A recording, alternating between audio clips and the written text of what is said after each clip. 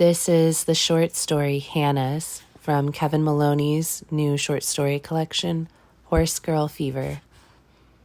Hannah number 1 was my wife.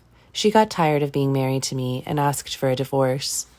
Hannah number 2 was a girl I met on an online dating site. We were both interested in origami, dream interpretation, and the Mexican-American War. Or at least she was interested in those things, and I pretended to be, because she had the most attractive profile pic of all the women who hadn't included alcoholism in their list of interests and activities. On our first date, we went to an arcade where you could play classic video games for $0.25. She spent the night evading ghosts, smashing barrels with a hammer, and rescuing princesses. I mostly fell down pits, which resulted in a crappy little song and me losing one of my 3 lives. I said, "Are there any games where you get rewarded for falling down into a pit?" She laughed with a little snort, and we made out leaning against Miss Pac-Man. Her kisses tasted like watermelon bubblegum. On our second date, we went to a foreign film about a woman who explores her sexuality by fornicating with various grocery store employees. Every time a pair of breasts appeared on the screen, Hannah number 2 said, "Jug alert!" Afterwards, I took her home, and we made out on her front porch. This time our kisses tasted like popcorn. She revealed her French kissing technique, which consisted of tagging my tongue with her tongue and then swirling it around really fast. It was a PG-13 version of Duck, Duck, Goose. On our third date, we drove to the Oregon coast and walked along the beach and came across a dead seagull, which we dissected with a hunting knife that Hannah number 2 had in her backpack. We excavated 2 bottle caps, a tape dispenser, and a functional cigarette lighter. Later, I found a piece of driftwood, and in a romantic gesture I'd learned about in movies, used it to write Hannah's name in the sand. I pointed to it, and she said, "Oh." I asked what was wrong. She said, "Who's Hannah?" I said, "You're Hannah." She said, "My name's Rebecca." Hannah number 3 was a stripper who saw a therapist in the same office as the therapist Rebecca recommended after my failed and somewhat creepy gesture on the beach. Every Tuesday at 4 p.m., we sat next to each other on a black leather sofa, pretending to read magazines while secretly trying to figure out which of us was more screwed up. I suspected her, and she suspected herself. One day, our appointments ended at the same time, so we went to a bar and got drunk. Since the only thing we knew about each other was that we were both in therapy, we talked about our problems. I told her that I was still in love with my ex-wife and kept accidentally calling other women by her name. Hannah number 3 asked, "What's her name?" I said, "I'm not ready to get into that yet." She said her biggest issue was having unprotected sex with drug addicts and then getting abortions and trying to kill herself. I asked how many times that had happened, and she said, "I'm not ready to get into that yet." It was time for her to go to work, but we weren't ready for our date to be over, so I followed her to the club and sat at a booth in the back and watched as a room full of men paid $1 to peer into Hannah number 3's vagina like it was the eyepiece of a telescope. Then her shift ended, and we went back to my apartment and drank a bottle of champagne in the bathtub and had unprotected sex. In the morning, my phone started buzzing. It was Hannah number 1 asking if I was available to Skype with my 8-year-old daughter, Olive. I said sure and took the computer into the other room. My head was throbbing, and I was pretty sure I'd just impregnated a suicidal sex worker, but I pulled it together and asked how everything was going. Olive shrugged and said she didn't know. Then she pressed a piece of paper against the camera and asked, "What's this?" I said, "Honey, it's too close to the computer. Pull it back a little."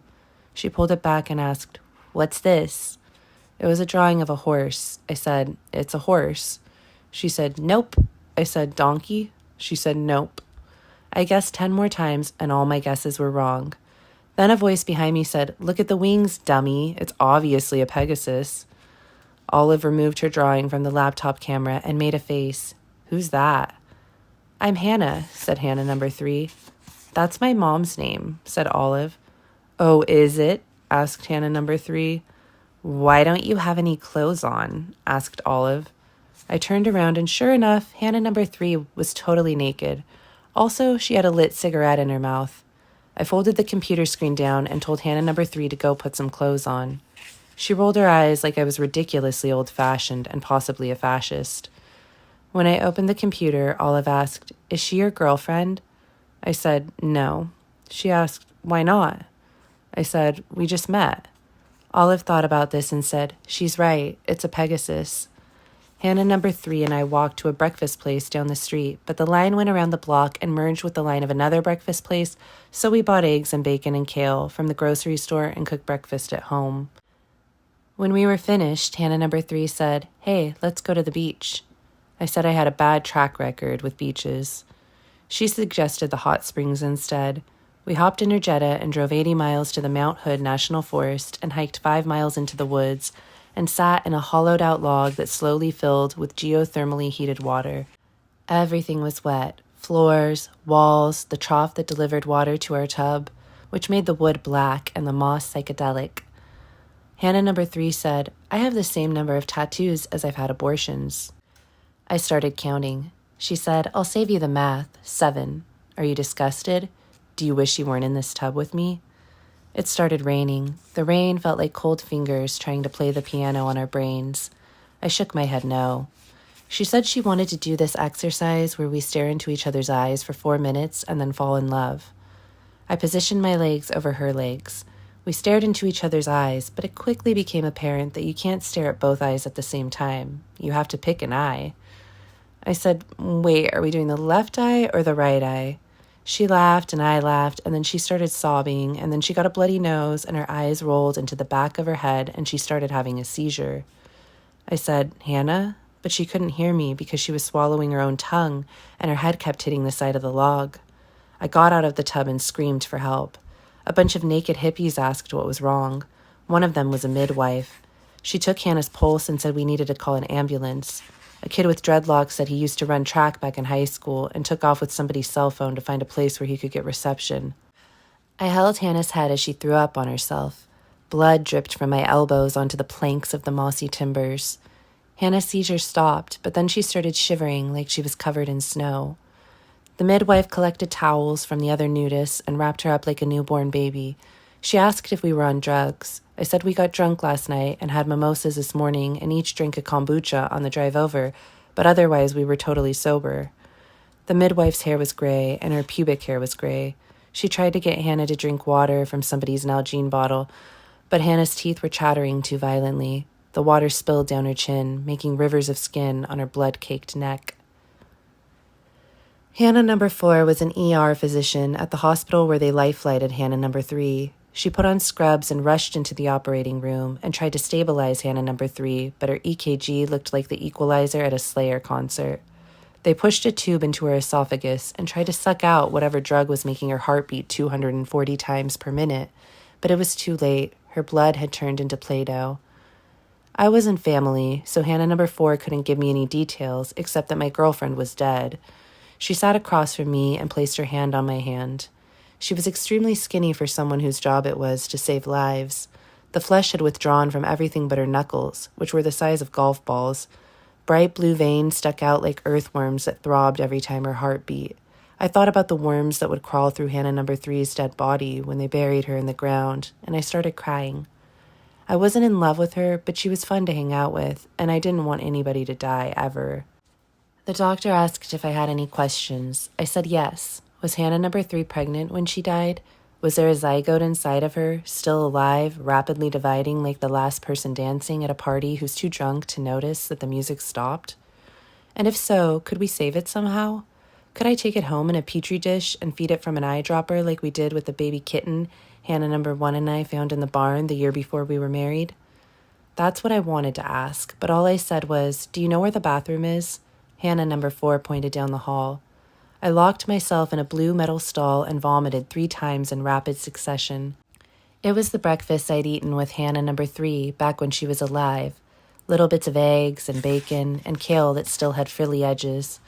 I wiped acidic strings of saliva from my mouth, and right then my phone started buzzing. It was Hannah number 1 sending a flurry of text messages. Things like, "On what planet is it okay to have a naked woman Skype with our daughter?" And "I'm going to report this to Child Services." I flushed the toilet and looked at myself in the mirror. My eyes were red-rimmed and veiny. My arms were covered in dried nose blood. In my confusion leaving the hot springs, I'd grabbed the wrong clothes. I was wearing a Grateful Dead shirt and Birkenstocks and somebody else's underwear. I wasn't wearing pants. My phone buzzed, and I dropped it in the garbage and wandered the hallways until I found what appeared to be a chapel. There was a crucifix on the wall and paintings of the nuns who'd founded the hospital in 1843. One of them, Mother Joseph of the Sacred Heart, had a masculine face reminiscent of George Washington. She was cocooned in a black tunic and wore a wooden cross around her neck that looked like it weighed 1,000 pounds. I wondered if her name was Hannah before she became a nun. I wondered if every woman on this blue earth was really a Hannah in disguise, one step away from leaving me or having a seizure or giving me an anatomy lesson with her comforting hand or not being Hannah after all. I thought about praying, but instead I stared into Mother Joseph's eyes. I didn't pick an eye. I just looked straight ahead until everything went blurry and her eyeballs floated right off the canvas and I started counting. When 4 minutes had passed, I reached up and lifted the painting off the nail and walked outside in the pouring rain and waited at the bus stop. When the bus arrived, I paid my fare and sat him back, clutching the painting to my chest. There was a sound like a bike pump being pulled off a valve, and then we were drifting up a hill past a neighborhood of McMansions built on a slope, every one of them propped up on stilts in a ridiculous act of faith. I squeezed the painting tighter and tighter. I wanted to be back in the hot tub with my pretty stripper friend. I wanted to be married to my wife again, pushing my daughter on the swing, saying to Hannah number 1, "God, we have it good. Don't we have it good? I love you so much." How many more Hannahs did I have to love until Jesus came to the earth and harvested us like root vegetables and carried us up to heaven? I closed my eyes and waited for Judgment Day or my bus stop, whichever came first.